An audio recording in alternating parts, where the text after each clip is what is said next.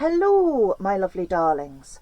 Well, I'm not sure how this one is going to go down because of how attitudes are polarising at the moment, but I am back for another go at the vlog post.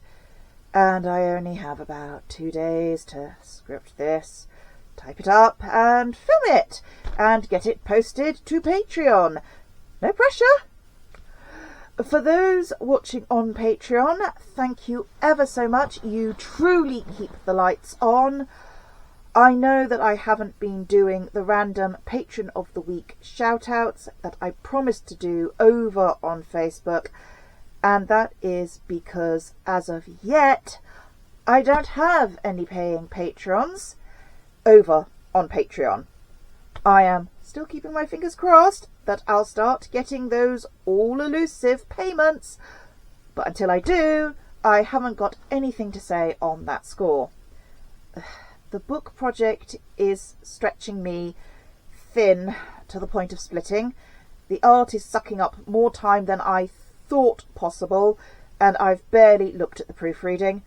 I don't know if I'm going to have it done in time for the submission date in June, which is why I haven't announced a publishing date yet. I'm not even sure I'm going to have the first one done in time for Christmas, so I apologise for that. The truth is, I've been struggling for a month or more with a government form to beg for a continuation of support with the infant distraction, and it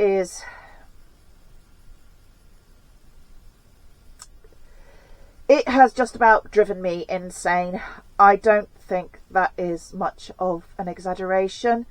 They say you can't pour from an empty cup, but that is precisely what the powers that be demand you do when you're a send parent.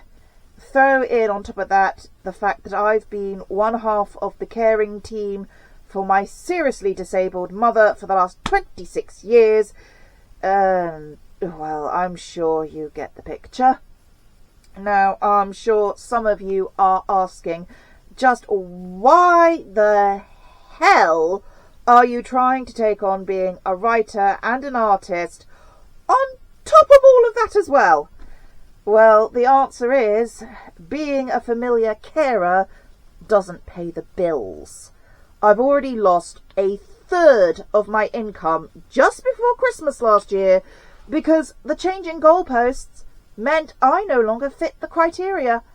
Nothing in my life has changed. In many ways, it has become more stressful and harder than ever before, but apparently the powers that be no longer consider 18.5-hour shifts of hypervigilance to make sure the sky doesn't cave in via either kidney failure or ADHD, ASD meltdown to be enough of a job to warrant support.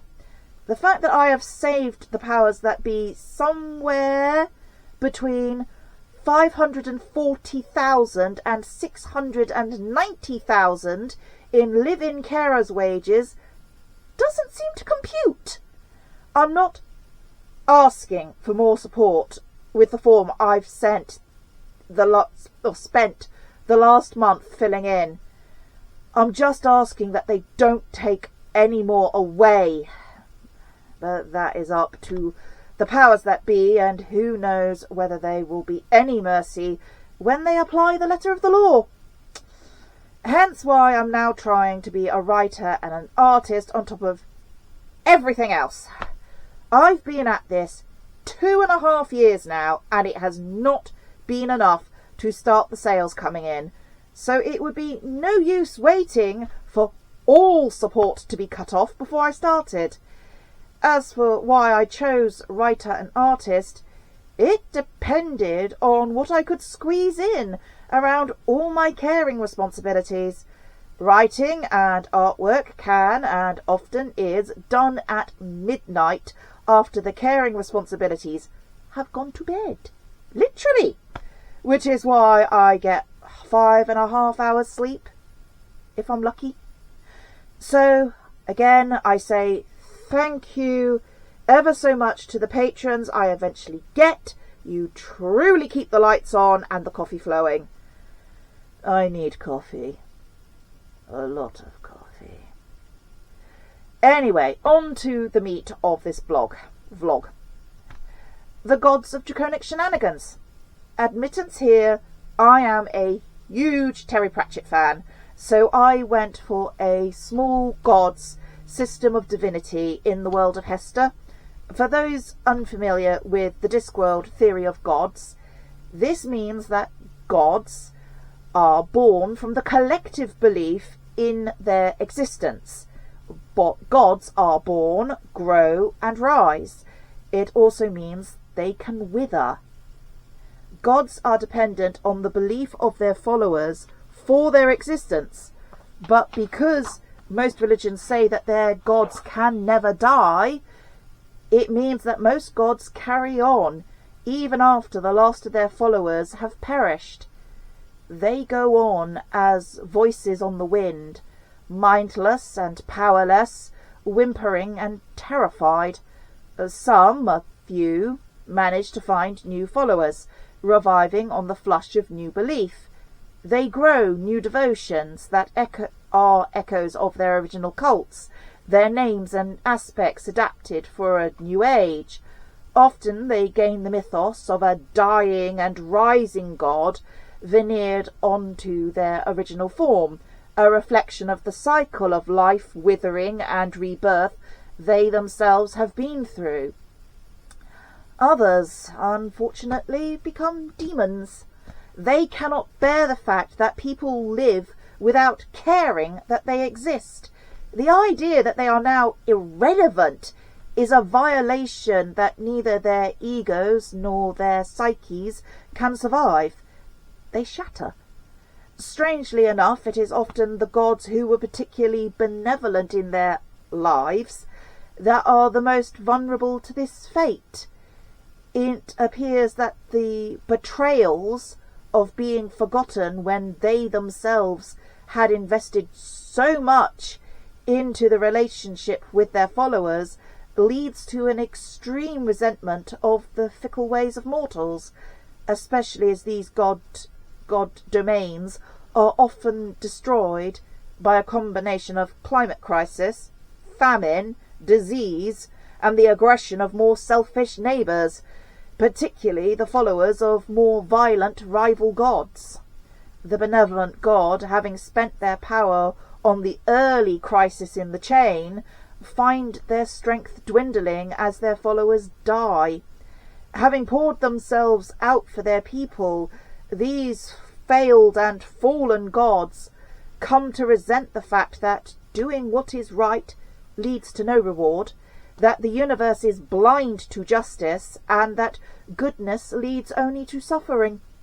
Consumed by this cognitive dissonance, the withered god warps into a shadow opposite of their earlier incarnation, often taking on animalistic features that blend with their original form, retaining some of their original powers, but changed into something monstrous.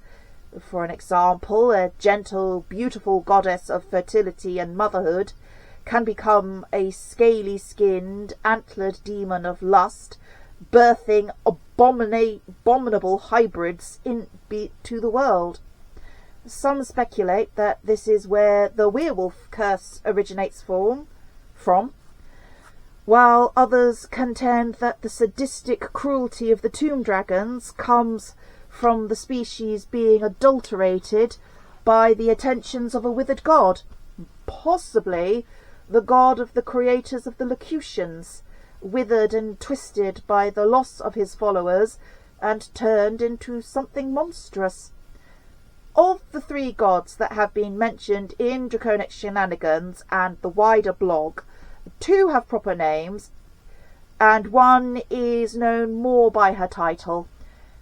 Of these three, the titled one is, if not the most powerful, then certainly the eldest, having existed in one form or another for uncounted millennia. So, to start, the Lady of Fate. Known only by her title, The Lady of Fate is she who holds luck in her hands. She has no temple, no priesthood, no chosen city or country, no prescribed method of worship or set rota of prayers. She observes no holy days or fast days, no true method of calling her attention. She has existed ever since the first game of chance or challenge, where someone breathed a silent prayer to any god who may have been listening. She is the last spin of the dice, the last throw of the javelin. She is the one who listens to desperation and sometimes answers, and sometimes does not. She is a capricious and tricksy god, because all pray to her as the games continue, and sometimes she'll answer one, and sometimes the other. Love her if you must, but never fully rely on her, for all luck is hers, both the good and the bad. If you do not wish to lose, then don't play the game, for she will not hold favourites forever. If you can stomach to fail sometimes, then she is a god who will always listen. Just be ready to roll with the punches if you lose her favour for any unknown reason. The next god is Draconic, a goddess who has held on in the margins, never fully withering but never fully growing either. Considered by many ash elves to be an evil influence, her aspects are much more misunderstood than this simple binary. The majority of ash elf deities are as cruel and heartless as their people, proud, haughty, violent, cunning. They glory in strength and despise empathy, compassion, and gentleness. Among the ash elves, strength is measured in who you can hurt and shame and break without reprisal. They have no room for kindness and are always willing to do anything to anyone to gain their own wants and desires. They defer pleasure only as long as it takes to remove barriers to that pleasure. As among ash elves, the screams of the betrayed are considered the greatest pleasure. True connection and trust are a weakness easily exploited and disposed of among them. Into this toxic stew steps Draconic. Considered evil and corrupting by the ash elves, it is she who asks for mercy, she who looks at the battered and the broken and sees not a thing unworthy only of contempt, but someone worthy of relief, someone worthy of cure, someone worthy of a chance to try again. If abused people were broken plates, Draconic is the sort of being who would repair the breaks with gold, seeking not to deny the trauma ever happened, but rather to accept and hold the breaks until something more beautiful can come of them. Draconic would give all what they need for them to find peace enough that instead of passing pain on and continuing the chain of harm, they can grow something new with eyes clear of hate. Draconic would certainly be on terms of respect with the witch who asked the right questions for Jerome White to turn aside from the path of the witch hunter. That is exactly the sort of work that is considered sacred duty in Draconic's honour. Seeing as Draconic is an outcast god among her own people, she has no set temple. There are a few scattered shrines in the underworld to her, and a few in the upper world founded by ash elves that have left their home, their clans, and their kin. The shrines in the underworld are perpetually under threat of destruction by the majority of the ash elves, and as such they are cunningly hidden. Some even say that they can only be found by those searching for Draconic help to escape the underworld. However, an Ash Elf must understand that if they take Draconic's path, they will never return to the underworld. They will be forever marked as estranged from their kin, damned in the eyes of the matriarchs as traitors to their own clan, and unwelcomed, unwanted, and unclean to all other clans. Draconic allows those who truly pray for something different to find something different, but to do so they must sacrifice all connection to the savage gods who have ruled their lives up to that point. The measure of love is what you are willing to give up for it. In return, those who worship her gain a quiet guardian and protector. Draconic moves quietly through the world, her strength the endurance of the caregiver, the doctor who always sees the patient and never a problem, the nurse who manages a smile at the end of a 14-hour shift, the mother who sits up all night at her child's bedside and still makes breakfast for others in the morning. That is who Draconic is. She is the light that shines, the lantern held high in the dark, her shining moonlight giving hope and comfort to those who need it. Though not an aggressive god, she will stand at the side of her followers when they face down danger, lending her strength to their arms and protecting their minds from those who would enslave, distort, and deceive. After, she will comfort and heal the hurt. Draconic holds the door so that others can enter and exit her sanctuary. Draconic longs for peace, stability, and comfort and calm.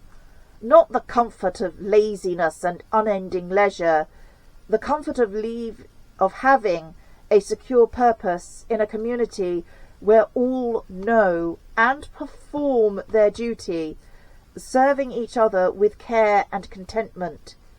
She is also not afraid. Draconic expects her followers to be brave in the face of cruelty, speaking and acting against the tyrant, the unjust, and the abuser. They have been rescued from slavery and persecution. Therefore it is their duty to aid others in that plight. They are tasked with speaking truth to power, even at personal cost, because the malignant, the baleful, and the malign do not need people to say yes to work their evil upon the world. They just need nobody to say no. Draconic is hated by the other Ash Elf gods as her way runs so counter to theirs, and she does not sit quiet with that judgment, striving constantly against her cruel siblings. As such, her followers are expected to follow her example. Draconic has no set rota of prayers, nor does she truly have a priesthood. Instead, it is up to the individual follower to decide how much of their time they are willing to dedicate to her worship and how they will do so. Washing a plate, if it is done for the good of others, can be an act of worship to Draconic, especially if it is done as part of a meditation to her. Draconic would rather have a short, heartfelt prayer said with true devotion than a half-an-hour ramble. Indeed, her name spoken in desperate need and with true feeling has been enough to summon her attention and her protection. The last god is Kronzin, known as the Collector, the Walker, He of Many Faces, the Listener, and the Comforter. Kronzin has many titles, as is to be expected of a god that has survived multiple natural disasters, colonialism, exodus, and homelessness. Originally a god of the Shalumi elves, Kronzin's belief spread into the Tianjin Empire after the survivors of his people crossed the sea 500 years ago, fleeing the day of destruction that engulfed the burning continent, and was for a time deeply rooted in that place. In recent times, though, it appears that his non-Salumi followers, known as the Children of Kronzin, are being persecuted and driven from their homes. Whether or not this will decrease his power, or whether it will lead to his religion finding a new and fertile soil to grow in, is yet to be seen. Kronzin is a god that is fully capable of slotting into multiple different Parthenons, for his aspect is both niche and adaptable.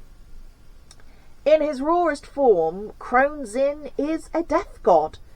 He is not, however, an ever-hungry, ever-devouring, ever-punishing death god. Fully in love with life.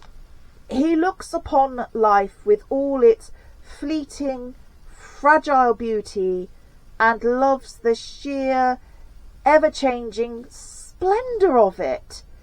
He does not bring suffering or destruction. Quite the opposite. He wants his followers to lead long, happy, secure lives.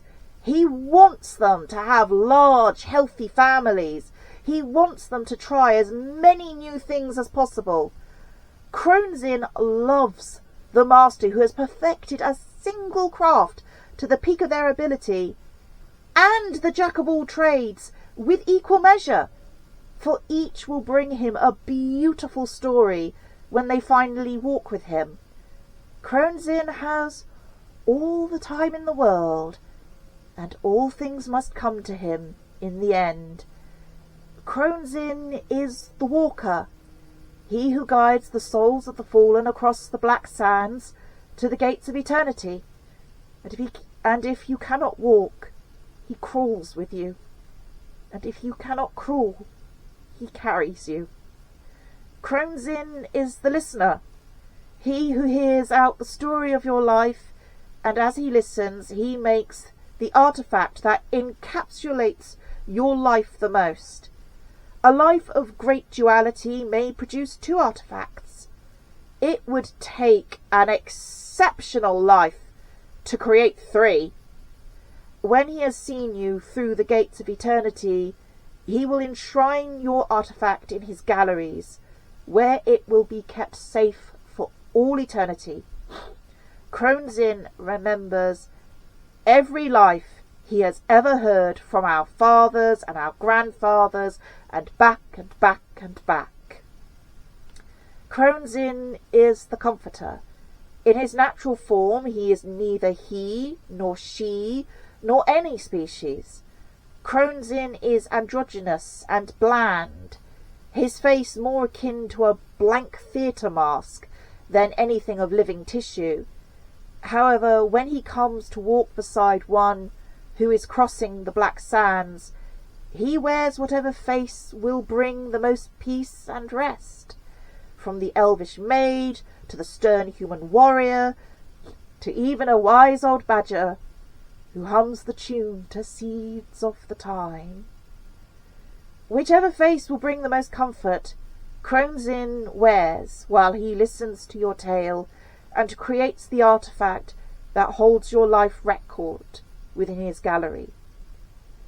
The galleries of Kronzin are a legend, spoken of in hushed whispers by both his followers and non-believers alike. The compendium of eons of lives, a museum that holds all the knowledge that ever was. Wizards and clerics and necromancers unfaithful to Kronzin alike have begged and dreamed and craved for the chance of one day, 1 hour among those sacred shelves.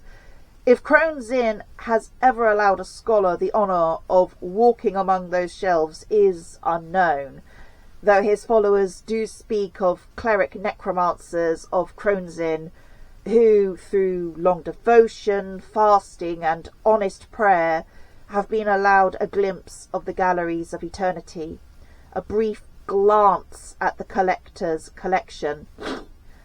Some speculate that to see it all would be enough knowledge to break the minds of mortals with overwhelm.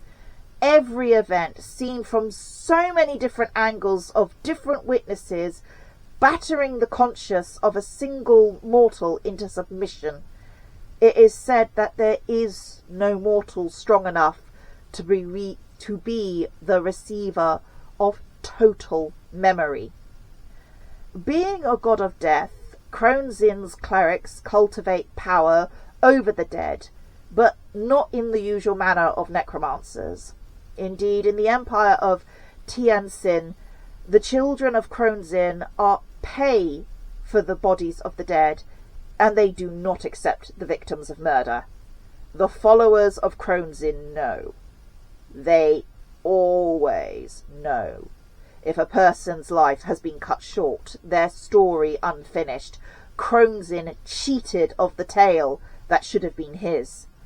They work within the law of the land, but they can be creative with how they apply the letter of that law. The law says that the accused must be brought forth without visible stain or blemish.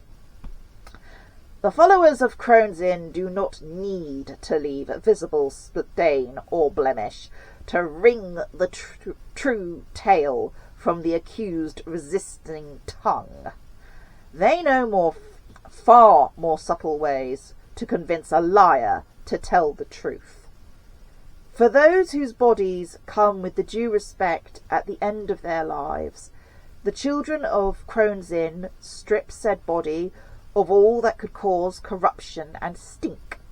They treat the bones with reverence, binding them with twisted ribbons of silver, and finally animating them with music. These skeletons march as soldiers beside living kin, toil in foundries or dig in mines, the last act of service their mortal remains giving to their still living kin, being preventing their children from having to endure the chain, the whip, and the lash of being slaves. Crone's Inn has a structured priesthood of service, but it is built on merit rather than elected rank. The runes of Crone's Inn take time to learn and longer to master, and the teaching of them is to be given for free to any who show aptitude for them. All youngsters of the children of Crone's Inn receive the basic education in the runes. Those that show any skill in their shaping are taken on for further study, if they pass their tests. Just as their god moves fluidly between male and female, young and old, so the followers of Crone's Inn recognize value not on what you were born as or how old you are, but on who you strive to be at every age. Oldest might be coldest, locked in their way of thinking that matched a world that no longer exists. As such, the children of Crone's Inn practice a form of governance unusual in the world of Hestia. They discuss the issues facing their community at the evening meal every night. If something needs to be decided for sure and certain, a vote is cast by those over the age of 18, though questions and observations of children are not ignored. Out of the mouths of babes and children, Crone's Inn draws his wisdom, is a proverb amongst them. This is different to the Salumi elves that travel the great dust plains, as the Salumi elves still practice the structure of their ancestors. Among the Salumi elves there is still the Council of Chiefs, chosen by the menfolk to lead them. Men hunt, fight in wars, and provide the muscle for the heavy lifting of the tribe's work, whilst the women organise camp, gather, and raise the families. The Council of Chiefs will decide if it is necessary for the tribe to move or go to war, but it is always the elder of the Mother Lodge who gives the last nod of agreement to ratify these decisions. Without that nod, the move does not happen, or the war does not start. The Mother Lodge reminds all that every decision carries the weight of the damage it will do to 7 generations. Among the Salumi elves, children do not owe their parents anything. Instead, parents owe their children everything, including teaching them how to leave no permanent scar upon the land. Among the Salumi elves, Kronzin is but one of their great spirits, though one of the most honoured, as he is the last and most sure. He is the last hand that holds you as you walk the white road across the black sands to the gates of eternity. He steadies elders, walks beside warriors, and carries the children who do not survive the rigours of childhood. All bless him as the last comfort and the last guide. There is also a legend among the Salumi elves that in the last days of the war against the Domali, before the sky and earth were rent with unholy power, their greatest warrior took on the form and aspect of Kronzin's justice giver, standing between them and those who would have destroyed Kronzin's people and ended all the stories everywhere, all at once. They say this warrior could face down legion and turn aside whole armies, that whole tribes and war bands dashed themselves to pieces, striving against him. They say it was the grief of Kronzin that gave this warrior warning that they were all being led astray by the Domali, and enabled him to see so many of their people safely to the coast and away across the sea before the final calamity smote the continent and rained unnatural fire from the sky. These legends state that this warrior, the chosen of Kronzin, did not perish in the horror of that day, instead swearing to find the one who could undo what the Domali had wrought, and setting out across the world on this quest, gathering stories in the manner of Kronzin as he went. Whether he wanders still is unknown, but the burning continent still smoulders and blackens the most easterly sky with its poisons, and Kronzin still waits to walk with the Domali across the black sands. So there you have it, some of the gods of Draconic Shenanigans. I hope you enjoy this look into the mythos of Hestia, and if you have an idea for another god, you can drop me a comment on my social medias. You are most welcome.